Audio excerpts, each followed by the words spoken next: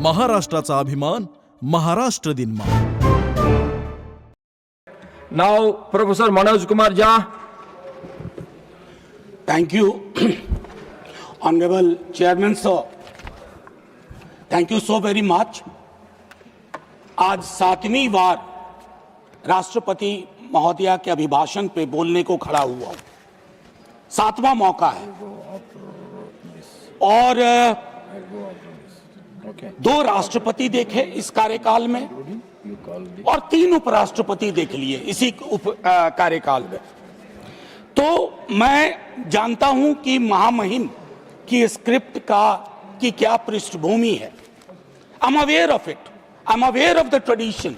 But what worries me as a citizen, that why can't we sit down and change these kind of traditions? महामहिम जब घर से निकलती होंगी उड़ीसा, झारखंड, बिहार, सड़कों से, उन्हें बहुत कुछ दिखता होगा जो अभिभाषण का हिस्सा नहीं है। मेरे पास वक्त ज्यादा नहीं था महामहिम, थोड़ा माननीय सभापति महोदय, मैंने सोचा कि मैं प्रोज में अक्सर बोलता हूं, आज पोएट्री में बोलूंगा और बाद में अगर हमारे साथियों को दिलचस्पी हो तो मैं कवि का नाम भी बता दूंगा। बहरहाल मैं इसलिए कह रहा था कि जब वो निकलती होंगी महामहिम तो आय की असमानता के दर्शन होते होंगे। हमारे गणराज्य की नैतिक आत्मा है सामाजिक न्याय, उससे भी रूबरू होती होंगी अपने पुराने दोस्तों से बातचीत के आधार पर। माननीय सभापति महोदय, 28 जनवरी ये एड्रेस हुआ, 29 जनवरी को 2 चीज हुई है और मैं सभी सदस्यों का ध्यान आकृष्ट करना चाहता हूं, उसके बाद मैं कविता के अंश पे आऊंगा। माननीय सभापति महोदय, उस दिन कोर्ट में 2 ऑब्जर्वेशन बहुत महत्वपूर्ण है। एक कहा गया कि क्या हम उल्टे पांव की यात्रा पे निकल पड़े हैं, पीछे की ओर जा रहे हैं यूजीसी रेगुलेशन के संदर्भ में। मेरा दिल किया कहूं, जी हाँ हजूर। You got only 6 minutes. Sir, I thought you sought your protection. 2 minutes extra I'll take and I'll wind up without ringing the bell. जी हाँ हुजूर, एक देश के रूप में हम उल्टे पांव नहीं, पूरे तामझाम के साथ पीछे की ओर मार्च कर रहे हैं। यह भटकाव नहीं है, ये घोषित नीति है। हमारा गंतव्य आसमान की ऊंचाई नहीं, अतीत की खाई है। मैं क्यों कह रहा हूं? जब कहा गया कि ट्रेड यूनियन विकास में अवरोधक है, मैं जानता हूं यहां हमारे तमाम साथी अलग अलग दलों के, हम ट्रेड यूनियंस को किस तरह की महत्ता देते थे और देते हैं। फैक्ट्रीज एक्ट नहीं होता, एम्प्लॉयज स्टेट इंश्योरेंस एक्ट नहीं होता, मैटरनिटी बेनिफिट एक्ट नहीं होता और तमाम चीजें नहीं होती। और सर, उल्टे पांव की यात्रा का एक आलम है कि आज से नहीं, जब पहली बार मैंने सदन में कहा था कि मेरे घर आएंगे कभी मौका लगे माननीय सभापति महोदय, मैंने 4 तस्वीर लगा रखी है एंट्रेंस पे। वो सीवर में उतर के मरने वाले हमारे लोग हैं। जहरीली गैस किनको मार रही है? मुझे मंत्री महोदय ने जवाब दिया था 98% एक ही जाति के, उपजाति के लोग हैं। ये अपने आप में बताता है कि हम पीछे ही चल रहे हैं। माननीय सभापति महोदय, अब मैं कविता के अंश पे आता हूं। किसी से कोई शिकायत नहीं, यह चिट्ठी महामहिम के नाम है। महामहिम के माध्यम से देश के नाम एक खत। मेरे प्यारे देश, ये सबके पते पे एक साथ पहुंचे।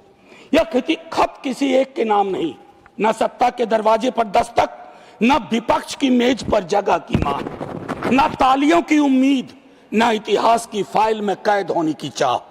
यह खत उन सब के नाम है जो बोल रहे हैं, जो चुप हैं या इन दोनों से विलग हैं। हे प्यारे देश, काफी समय से महसूस करता हूं कि हमारे बीच का मौसम भारी हो गया है। हवा में सवाल कम है, शक ज्यादा, संवाद सिकुड़ गया है, पहचाने हांफने लगी हैं। अब हम एक दूसरे को नाम से नहीं, खानों में रख के, बाड़ों में रखकर पहचानते हैं। पड़ोसी नहीं रहता, वो किस तरफ है हम ये जानना चाहते हैं। नफरत अब अचानक नहीं फूटती, उसे सोच समझ कर उगाया जाता है। किताबों में, बहसों में, व्हाट्सएप की सुबहों में और चुनावी बिसातों पर। मेरे प्यारे देश, डर यह नहीं कि जहर फैल रहा है, डर यह है कि लोग इसे ही अपना जीवन समझने लगे। जैसे यही हवा हो, यही भाषा, यही भाव, यही नियति। मैं ये खत इसलिए नहीं लिख रहा हूं मेरे प्यारे देश कि तुम बदल जाओ। इतिहास इतने तीव्र मोड़ नहीं लेता, मैं जानता हूं।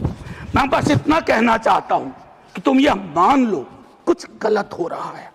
हर असहमति देशद्रोह नहीं, हर सवाल दुश्मनी नहीं, और हर चुप्पी समझदारी नहीं होती। यह खत उन माँ बाप के नाम भी है जो बच्चों को नफरत के साथ डर सिखा रहे हैं, उन शिक्षकों के नाम जो सच से हिचकते हैं, उन नेताओं के नाम जो आग लगा सकते हैं, बुझाना नहीं चाहते। और हाँ, यह खत मेरे अपने नाम भी है, क्योंकि मैं भी कई बार थक कर चुप हो गया।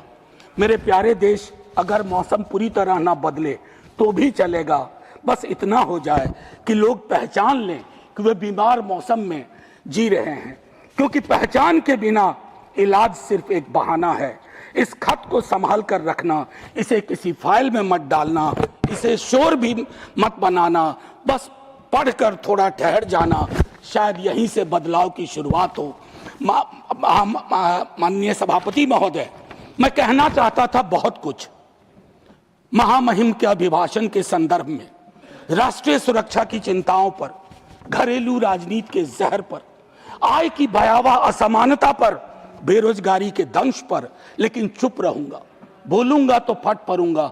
आप में से कई लोग साथ में फट पड़ेंगे और वह सत्ताधीशों को नागवार गुजरेगा जो कभी इधर हैं कभी उधर हैं, क्योंकि वे खौफ खाते हैं छात्र युवाओं के सवालों से ही नहीं, बल्कि अप्रकाशित पुस्तकों के पन्नों से भी।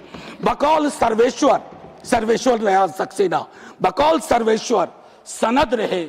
देश सिर्फ कागज पर बना नक्शा नहीं होता, देश रिश्तों से बनता है। और जब सत्ता रिश्तों पर शक बोने लगती है, तो संवाद देशद्रोह हो जाता है और सवालों से लोग डरने लगते हैं। फिर सरहदें नहीं टूटती, देश भीतर से चुपचाप दरकने लगता है। जय हिंद कहूं इससे पूर्व आपका धन्यवाद करना चाहता हूं।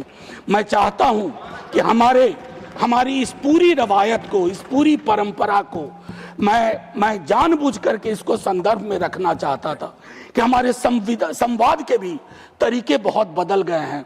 ना जाने क्यों, मैं 100 दफा कह चुका हूं। 1 मिनट का वक्त दीजिए सभापति महोदय। ना जाने मैं क्यों एक सांसद के रूप में महसूस करता हूं कि हम एक दूसरे से दुश्मनी की जुबान में क्यों बात करते हैं। अगर इधर से कोई कुछ बोले तो क्या जरूरी है कि उधर से उस तरह का शोर मचाया जाए जिसके बगैर भी संसद में बात की जा सकती है। मैं पढ़ता हूं, मैंने 52 की संसद के बारे में पढ़ा, 57 पढ़ा। विपक्ष बहुत छोटा था, लेकिन छोटा आकार अपने आप में ये नहीं है कि विजडम भी छोटा ही होगा, ज्ञान भी छोटा ही होगा, सोच भी छोटी ही होगी। मेरा मानना है कि ये बैरियर टूटने चाहिए। इसे कोई अन्यथा न ले। मैं इसे कोई अन्यथा न। सुधांशु जी, आज तक सदन में कभी कोई ऐसी बात नहीं बोली है जिससे किसी की गरिमा पर चोट पहुंचे। क्योंकि इस सदन में आया था तो नेहरू, प्रोफेसर हीरेन मुखर्जी, मीनू मसानी, राम मनोहर लोहिया को पढ़ के आया था। मैं चाहता हूं मेरा सदन जब कल को चर्चा हो तो वो नाम पुराने नहीं लगे, बासी ना लगे, उन नामों को लोग आज भी अंगीकार कर सकें। जय हिंद सर।